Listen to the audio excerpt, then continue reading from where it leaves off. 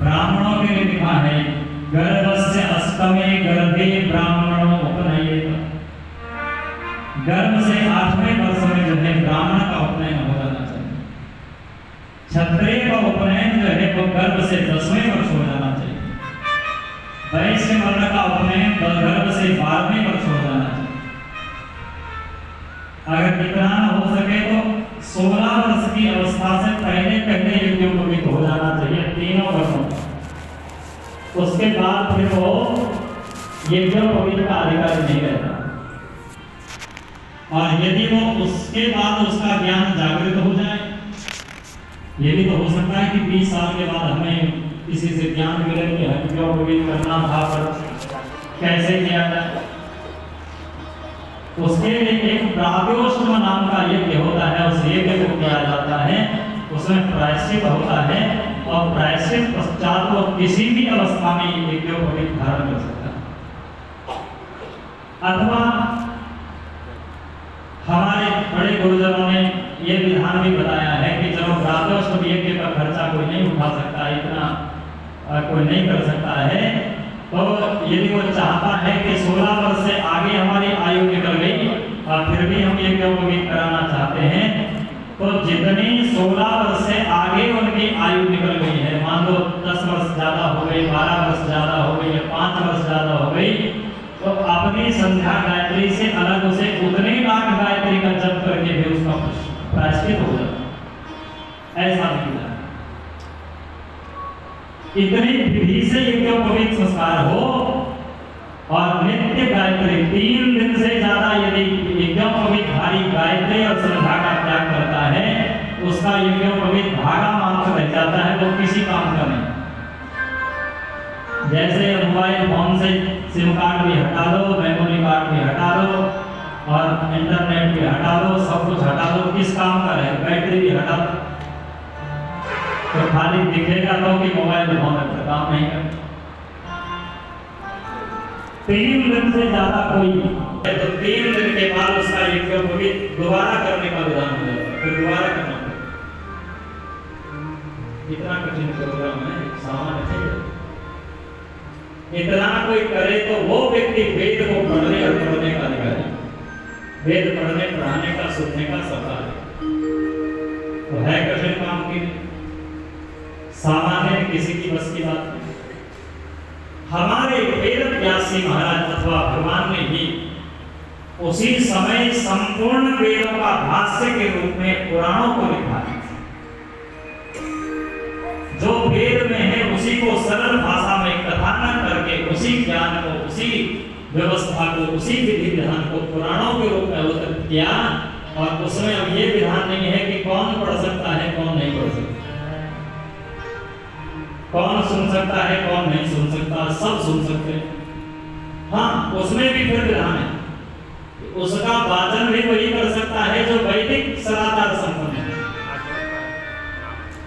और वैदिक ज्ञान का अनुसरण उसका होना चाहिए, तभी वो बात हम पहले कह चुके हैं और बार-बार वो बात नहीं कहेंगे। वेद से अलग नहीं किया जा सकता पुराण, लेकिन सही बात यह है जब से वेद है तब से पुराण, तो जब तब से है तो वेद व्यासी काहे को इतनी मेहनत करने क्यों लिख रहे हैं? समय समय पर ये पुराण विद्याएं जब लुप्त हो जाती हैं, कल्प के अंत में कहीं ना कहीं ये पुराण विद्या लुप्त हो जाती हैं, तो कोई ना कोई व्यक्ति जो है उन पुराणों को फिर से प्रकट करता है और जो व्यक्ति उन पुराणों को प्रकट करता है उसी को वेद व्यास कहते हैं। 28 कल्प इस सृष्टि के बीत चुके हैं और वो 28 कल्प जो है ये 28 चतुर्युगी के 28 व्यास हैं। इसी कल्प 28 बार पुराण विद्या लुप्त हो गई है, 28 बार जिन्होंने प्रकट किया है उन्हीं को वेद व्यास कहा गया। इससे सबसे पहले, इससे मतलब सबसे नजदीकी जो व्यास हैं वो कृष्ण द्वैपायन वेद व्यासी हैं। उन्होंने 18 पुराण सबको प्रकट किए, इसलिए उनको वेद व्यास कहा गया। व्यास का मतलब होता है जो किसी भी चीज को बढ़ा सके और घटा सके। व्यास समास स्वमति अनुरूपा, जो किसी का विव्यास भी कर सके, माने विस्तार भी कर सके और उसका समास भी कर सके, उसे छोटा भी कर सके।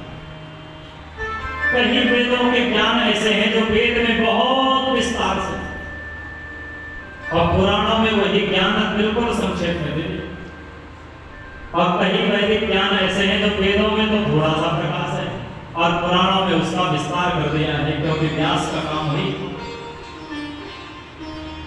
इसलिए व्यास गति पर बैठा हुआ व्यक्ति जो व्यास का काम करता है, यानी कथा कहता है, कथावाचक है, उसके लिए भी ये नियम है कि व्यास समास स्वमति अनुरूपा, और जहां चाहे कथा को बढ़ा दे और जहां चाहे कथा को घटा दे। तो 28 प्रकार के व्यास हैं। अंतिम व्यास कौन है? बोले कृष्ण द्वैपायना प्रोक्ता पुराणं च मया श्रुतं श्रीमद्भागवतं पुण्यं सर्वदुःखो भनाशम्। 28वें जो व्यास हैं वे श्री कृष्ण द्वैपायन वेद व्यासी हैं। उन्होंने ही इस देवी भागवत को पहले प्रकट किया। पुराण सनातन है, अगर ऐसा नहीं माना जाएगा तो रामचरितमानस की 1/4 झूठी हो जाएगी। वेद व्यासी कब हुए? 28वीं चतुर्युगी के द्वापर में। और राम जी का अवतार कब हुआ? राम जी का अवतार हुआ 24वीं चतुर्युगी के त्रेता में। इस त्रेता में नहीं हुआ। वाल्मीकि आदि जो ग्रंथ है उनके अनुसार 24वीं चतुर्युगी के त्रेता युग में राम जी का अवतार। अगर ये माना जाए कि कृष्ण द्वैपायन वेद व्यास जी ने ही पुराणों को बनाया, उससे पहले पुराण नहीं थे, तो राम जी के समय में पुराण नहीं होने चाहिए। लेकिन गोस्वामी जी कह रहे हैं वेद पुराण वशिष्ठ पठान, वेद पुराण वशिष्ठ पठान, सुनहि राम जय सबदान, सुनहि राम जय सबदान। वशिष्ठ जी वेदों का पुराणों का वादन करते हैं, राम जी सब जानते हैं और सब जानने के बाद भी सब सुनते हैं बड़े प्रेम से। अगर ये माना जाए कि कृष्ण द्वैपायन ही वेद व्यास तब से ही पुराण है, तो वशिष्ठ जी कौन से पुराण को सुना?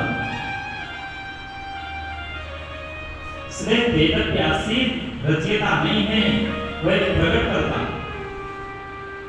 उनके निर्मल अंतःकरण में वो संपूर्ण अष्टादश जो पुराण है वो संपूर्ण पुराण प्रकट हो जाते हैं। आवश्यकता पड़ने कलयुग में पुराणों की आवश्यकता है, इसलिए वेद व्यासियों ने प्रकट कर दिया। अब महाराज ऋषियों ने कहा, महाराज बहुत बढ़िया बात आपने कही। सौम्य व्यासस्य भार्याया तस्यां जाता शुतः शुकः कथं वा कीदृशो येन पठितेयं सुसंस्कृतः। के पुत्र थे, हमने तो ये भी सुना है गर्भयोगी सुता पूर्वं सुतो नाम महातपः कथं च पठितं तेन पुराणं बहुविस्तरम्। हमने तो ये भी सुना है कि सुखदेव जी को गर्भयोगी के गर्भ में ये उनको ब्रह्म ज्ञान की प्राप्ति हो गई, ऐसी भी कथा। लेकिन यहाँ जो सूत जी महाराज कथा कह रहे हैं वो थोड़ा सा हटके है। प्यार से बोलो जैसे आप कहोगे कि अब भागवत कथा ज्यादातर लोग सुनते हैं, समझते भी हैं। अब भागवत की कथा और यहाँ सुखदेव जी, भागवत में सुखदेव जी की कथा और यहाँ के सुखदेव जी की कथा का मैच करोगे तो भागवत सुनने वालों के पेट में गड़बड़ होने लगेगी। भाई कैसी कथा सुना है, वो सारस्वत कल्प की कथा। और श्रीमद् देवी भागवत की जो कथा है वो वैवस्वत मनवंतर की कथा, श्वेत बारह कल्प की कथा। कल्प भेद हरि चरित सुहाय, अनेक कल्पों में भगवान की लीलाएं होती, अलग अलग कल्पों में भगवान अवतार लेकर आते हैं। अलग अलग कल्पों में व्यास जी महाराज, सुखदेव जी महाराज जैसे महान मनीषी महापुरुष सब जन्म लेकर आते और मिलती जुलती लीला करते हैं, थोड़ा सा उसमें भेद रह जाता है।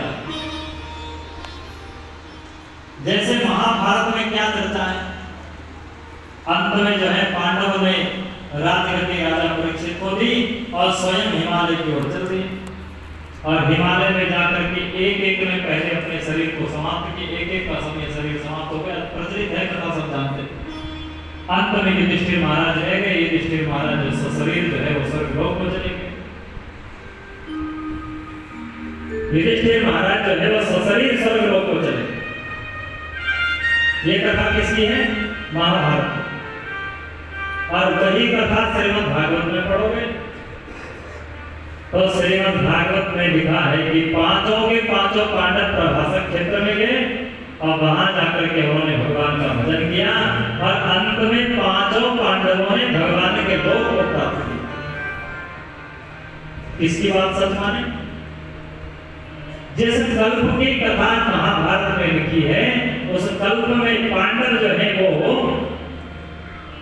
हिमालय की ओर गए और जिस कल्प की कथा श्रीमद् भागवत में लिखी है वो उस कल्प में पांडव लोग जो हैं वे प्रभासक क्षेत्र में गए। कोई भेद नहीं, कोई अंतर नहीं, कोई उसमें भटकने की, अटकने की, परेशान होने की आवश्यकता।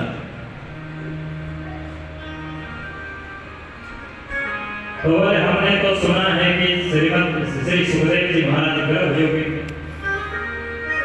तो वो कौन सी पत्नी थी जिस पत्नी के गर्भ से सुखदेव जी हुए?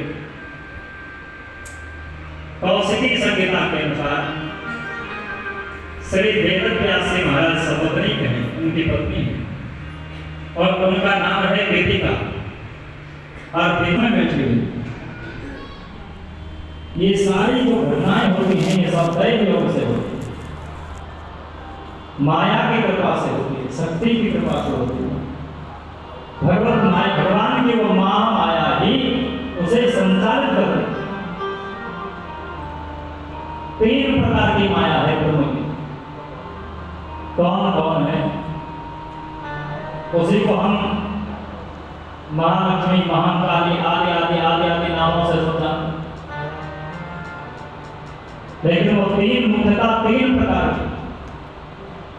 ब्रह्म जो है उसका स्तंभ है और तीन प्रकार की माया है। एक है विमुख जन्मोहिनी माया, जो सारे संसार में व्याप्त रहती है, वो विमुख जन्मोहिनी माया हम सबको नचा लेती है, सबको आकृष्ट करती है, सबको अनेक अनेक धर्मों में कर्मों में धकेल देती है। अति प्रचंड रघुवर गए माया, अति प्रचंड रघुवर गए माया, जय न जाए अस को जग जाया, जय न जाए अस को जग जाया। अति प्रचंड रघुवर गए माया, अति प्रचंड एक माया है, भयंकर प्रचंड है, जिससे वशीभूत हम सब विमुख हो। जो भगवान के नहीं है, जो भक्त नहीं है, जो आराधक नहीं है, जो साधक नहीं है, जो गुणी नहीं है, ज्ञानी नहीं है, उनको आकृष्ट करे रहती है। एक माया है स्वजन मोहिनी माया, और माया संसार के जो भगवान की लीला में, माया की लीला में, प्रकृति की लीला में सम्मिलित होने वाले लोग हैं, उन पर अपना प्रभाव जमाती है। और महान मनीषी वेदव्यास जी को आकृष्ट कर देती है और महान मनीषी सुखदेव जी महाराज को आकृष्ट कर देती है। देती है, और नारद जी महाराज का अदल बदल कर देती है, और माया शंकर जी को कभी कभी भटका देती, और माया ब्रह्म को भटका देती है। ये स्वजन मोहिनी माया, उसकी करुणा कृपा से भगवान अपनी लीला का संपादन करते हैं।